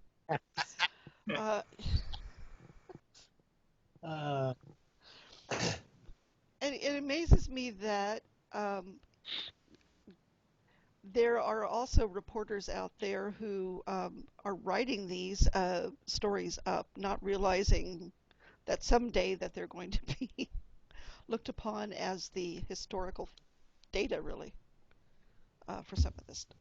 Yeah. So you have, the reporters from, say, 1920s in these small towns writing like it was for a small town newspaper. It's like the old saying goes, historians, the first draft of history is written by journalists. Okay. Yeah. Very logical. It's a wonder, though, that some of them didn't follow up on some of these stories, especially from a small town newspaper. Oh, I wish they had. Yeah. Sometimes you'll find a really weird story in a national newspaper like the New York Times or the Louisville Courier-Journal, and there are no follow-up stories. Well, if you can find the local paper on interlibrary alone, then you can get the rest of the details. I always tell people, get local papers whenever you can, because they'll go into the most detail. Now, we have a guy that goes to some of our things at Gettysburg with us from northern Ohio, and his name's Don Allison. He works with a newspaper up there, and he writes articles and stuff for the newspaper. Plus, he has a book out, I think, of his one or two of his own books, and he's trying to branch out into being a publisher. So he might be able to have stories like that he would have from his newspapers. Oh, I bet he could. I'm sure he could. I'll get you in contact with him if you'd like. And you can I'd love to. Well, our time has just dwindled right on down. I appreciate everybody who has stayed with us and listened to the show tonight, even though we did have a hiccup in between, and I'll have to find out why I no longer had internet. What happened? So anyway, I want to thank Kevin for being with us tonight, and what I want you to do is give out where people can get your books at, and where they can follow you and get in contact with you, and all the good stuff about you. Oh, okay. I have a website, KevenMcQueenStories.com. If you look for it, remember my name is spelled Keven. People sometimes spell it Kevin. And I also have a Facebook page, an author Facebook page. Or two pages, rather. Keven McQueen is the author page. Kevin D. McQueen is just where I post my own weird comedy. Actually, I have it down as Kevin.McQueen is your Facebook. Oh, it might be. Yeah, I think you're right. And also, you can find them online at lots of book retailers like Barnes & Noble. You can get them straight from the publishers, too. Right. Amazon, all those places has them. Yeah. Yep. So you're not on Twitter though, right? No, I don't have Twitter. Neither do I. Yeah. I tell you, a lot of authors promote their stuff on Twitter big time, and I promote those authors a lot, just so you know. Yeah, in case you ever do, let me know, and I'll, okay. Yeah. Well, again, great reading. Get some of his books. You'll really like them. And we'll be having him back on later on this year sometime, hopefully. So with that, I want you to stay on till we're off. We'll talk with you for a minute or two. And I'm going to let Jeff give out seconds to go. Facebook, theparanormalview.com is our official website. Facebook.com/theparanormalview, all one word, is our Facebook. You can follow me at Real Badger, both Twitter and Instagram. All right. Barbara, you got anything? No, you can follow us all on the Paranormal View website. Yes. So go in, check us out. And stuff. That you can get all the information about us, and you can also check out our past shows. So, and if one's not up there, you can follow Jeff's link, because Jeff has all of our shows saved on another website. So, more like 99%, but there you go. Yeah, like that. So anyway, till next week, this is Henry Foister. Geoffrey Gould. And Barbara Duncan. And we will see you next week at the same time. So good night, everybody. Thank you.